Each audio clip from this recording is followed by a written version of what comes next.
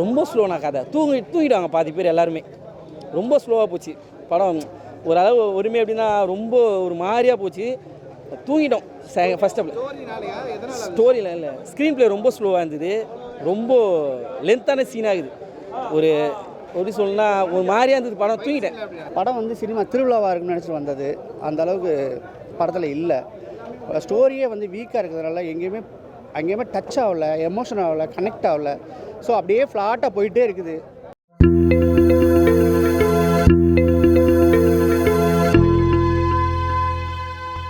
என்னது இப்போ ஹாலிவுட் படம்னு சொன்னாங்க. அதை 3D மூவி நல்லாயிருக்குன்னு நினச்சேன்.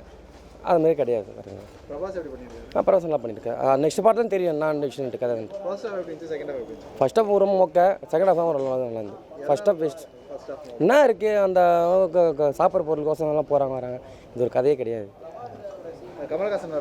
நல்லா இருந்தது. சூப்பர். அவங்க தான் மெயின்.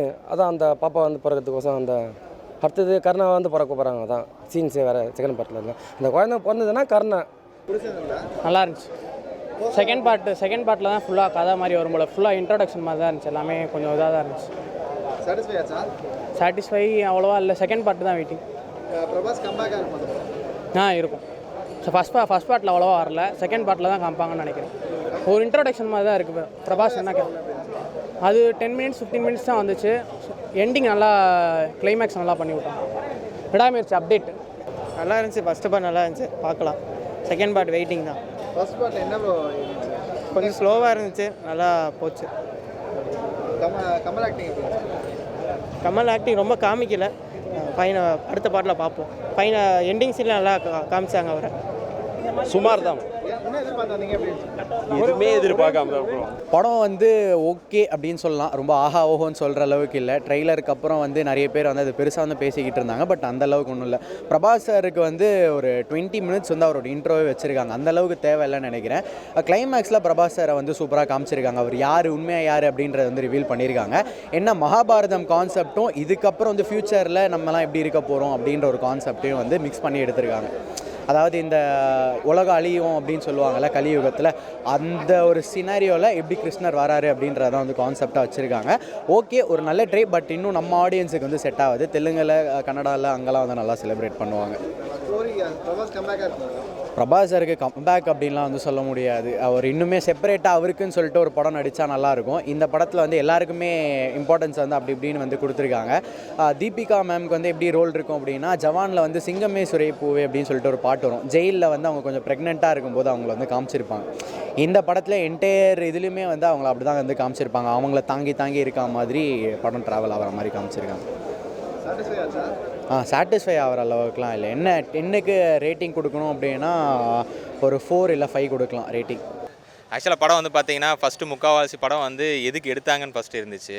அதுக்கப்புறம் கடைசி 10 நிமிஷம் வந்து படம் வேறு லெவலில் தூக்கி சாப்பிட்டாங்க தான் சொல்லணும். ஸோ இதில் வந்து பார்த்திங்கன்னா நிறைய சஸ்பென்ஸ் நிறைய இருக்குது. இன்னொன்று நம்ம இந்தியன் சினிமா இந்தளவுக்கு க்ரோத் ஆகிருக்குன்றப்போ ரொம்ப சந்தோஷமாக இருக்குது. இதெல்லாமே வந்து நம்ம ஹாலிவுட் படம் அந்த மாதிரி தான் பார்த்துருப்போம். மோஸ்ட்லி வந்து அந்த MCU DC அதெல்லாம் இருக்கும். ஆனால் இதில் வந்து பார்த்திங்கன்னா அவதார்லேருந்து எல்லாத்தையும் மிக்ஸ் பண்ண மாதிரி தான் இருக்கும். ஜென்யூனாக சொல்லப்போனால் இன் டைம்ன்ற ஒரு படம், அதுக்கப்புறம் வந்து பார்த்திங்கன்னா இப்போ டியூன்னு ஒன்று வந்தது, அதுக்கப்புறம் இந்த அவதார், இதோட எல்லா மிக்ஸு மாதிரி தான் இந்த படம் இருக்கும். பட் நம்மளோட இதிகாசம்னு ஒன்று இருக்குல்ல மகாபாரதன்ட்டு, அதை பேஸாக வச்சு ஒரு யூனிஸ் க்ரியேட் பண்ணால் எப்படி இருக்கும்ன்றது தான் ஒரு கான்செப்ட். ஆக்சுவலாக இது நம்ம இந்தியன் படம். ஸோ தமிழ் தெலுங்குன்றதெல்லாம் படத்தில் தெலுங்கு சாங்கும் அங்கே ஒரு சில இடத்துல வரும். பட் இது வந்து பார்த்திங்கன்னா ஒரு இந்தியன் படமாக பார்த்திங்கன்னா வேறு லெவலில் இருக்கும். செம்மையாக இருக்கும். குழந்தைங்க பயங்கரமாக என்ஜாய் பண்ணுவாங்க. இது என்ன இப்போ சம்மரில் விட்டுருந்தாங்கன்னா வேறு லெவலில் இது பண்ணியிருப்பாங்க. பட் அவங்களோட போஸ்ட் ப்ரொடக்ஷன் மேபி டிலே ஆகிருக்கலாம். ஸோ இப்போ வந்ததும் ஒரு இடத்துல நல்லதான் லீவ். ஆக்சுவலாக பிரபாஸ்லாம் நான் பார்க்கும்போது ஏன்டா இந்த ஆள் இப்படி பண்ணுறான் அப்படின்ற மாதிரி இருந்தது. ஒரு சீனில் வந்து கேமியோ ராஜமௌலி சார் பண்ணியிருப்பார். அதில் ஒரு டைலாகும் சொல்லியிருப்பாங்க, இவர்கிட்ட போனால் 5 வருஷம் வச்சு செய்வாருன்ற மாதிரி. அதில் ஒரு லீடும் கொடுத்துருப்பாங்க. ஆக்சுவலாக நெக்ஸ்ட் படம் அவங்க 10 வருஷம் பண்ண போகிறாங்களான்றது தெரியல. பட் ஒரு லீடு மாதிரி கூட அதை எடுத்துக்கலாம். ஆனால் அவரோட போர்ஷன்லாம் பார்த்தீங்கன்னா தேட்டரே சொன்னாங்க இவன் வந்தாலே ஒரு மாதிரி இரிட்டேட்டாக ஆகுதுன்ட்டு. ஆனால் அப்படி சொன்னவங்க எல்லாருமே வேற லெவல் கூஸ் பம்பன்ஸ் இருந்தது ப்ரோ. லாஸ்ட் ஒரு 10 நிமிஷத்தில் பார்த்தீங்கன்னா பிரபாஸ் சீனுக்கு ஹோல் தேட்டரும் வேறு லெவல் வைப்பு. இப்போ சீக்வன்ஸ் 2க்கும் வந்து பார்த்தீங்கன்னா பிரபாஸோட மெயின் இன்ட்ரோ இருக்குது. ஆக்சுவலாக பிரபாஸ் வந்து மகாபாரத்தில் ஒரு கேரக்டர் தான். அது யாருன்றது நீங்கள் படம் பாருங்கள். ஏன்னா எல்லாமே ரிவீல் பண்ணிட்டா நல்லா இருக்காது. ஸோ படம் பார்க்குறவங்களுக்கு அது ஒரு இன்ட்ரெஸ்டிங்காக இருக்கணும். தயவு செஞ்சு படம் பாருங்கள். ஆனால் உண்மையிலே சொல்லப்போனால் ஃபஸ்ட்டு 3/4 மணி நேரம் போர் அடிக்க தான் செய்யும்.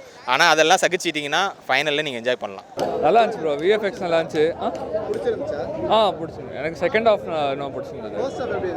ஃபர்ஸ்ட் ஹாஃப் கொஞ்சம் ஸ்லோவாக போச்சு, அவங்க இன்ட்ரோடக்ஷன் எல்லாமே கொடுக்கறதுக்கு. ஆனால் மற்றபடி மோஸ்ட்டாக நீங்கள் விஷுவல் எக்ஸ்பீரியன்ஸு இல்லை மோஸ்ட்டாக அந்த மகாபாரதம் உங்களுக்கு அந்த ஃபிக்ஷனல் இதெல்லாம் பிடிக்கும்னா நான் அதான் தமிழ் டப் மட்டும் கொஞ்சம் இதுவாக இருக்குது, மற்றபடி எதுவுமே இல்லை. தெலுங்கில் பார்க்கலாம். கமல்ஹாசன் சூப்பராக நடிச்சிருந்தார், செம்மையாக நடிச்சிருந்தார். அமிதாப் பச்சன் பிரபாஸும் நல்லா நடிச்சிருந்தார். தீபிகா இருக்கலாம் சொல்லலாம். எல்லாரும் எனக்கு பிடிச்சிருந்தது தான். ரொம்ப பிடிச்சிருந்தது. ஆண்டவர் நல்லா பண்ணியிருந்தார். பிரபாஸ் நல்லா தான் பண்ணியிருந்தார். ஓகே. அங்கே எனக்கு அவரை பிடிக்கும், டேரக்டர் ரொம்ப பிடிக்கும். போன படம் அது முந்தின படம் அந்த மாதிரியே நல்லா இருந்துச்சு, நல்லா எடுத்துருந்தாங்க. ஓகே, அடுத்த படத்துக்கு வெயிட் பண்ணுறோம். அடுத்த படத்தில் இவர் நடிப்பார், இவரை பார்த்து நான் நடிக்கிறேன். பிரபாஸ் நல்லா பிடிச்சிருந்தது. நல்லா தான். நான் எதுவும் எக்ஸ்பெக்ட்லாம் பண்ணி வரல, படம் பார்க்க தான் வந்தோம். நல்லா தான் இருந்துச்சு. சாட்டிஸ்ஃபை பண்ணிச்சுன்னு கேட்டால் ஃபுல்லாலாம் பண்ணல, கொஞ்சம் லென்த்தாக இருக்குது. எனக்கு இன்னும் செகண்ட் பார்ட் தேர்ட் பார்ட்டெல்லாம் இருக்குது, அது பார்த்தா தான் ஃபுல்லாக என்னென்னு புரியும். எனக்கு மகாபாரத ஸ்டோரிலாம் தெரியாது, அதனால் வந்து எனக்கு கரெக்டாக எதுவும் புரியல. ஸோ நல்லா தான் இருக்குது. எல்லா கேரக்டரும் தான் சூப்பராக இருக்குது. படம் வந்து சினிமா திருவிழாவாக இருக்குன்னு நினச்சிட்டு வந்தது, அந்த அளவுக்கு படத்தில் இல்லை. ஸ்டோரியே வந்து வீக்காக இருக்கிறதுனால அங்கேயுமே டச் ஆகலை, எமோஷன் ஆகலை, கனெக்ட் ஆகலை. ஸோ அப்படியே ஃப்ளாட்டாக போயிட்டே இருக்குது.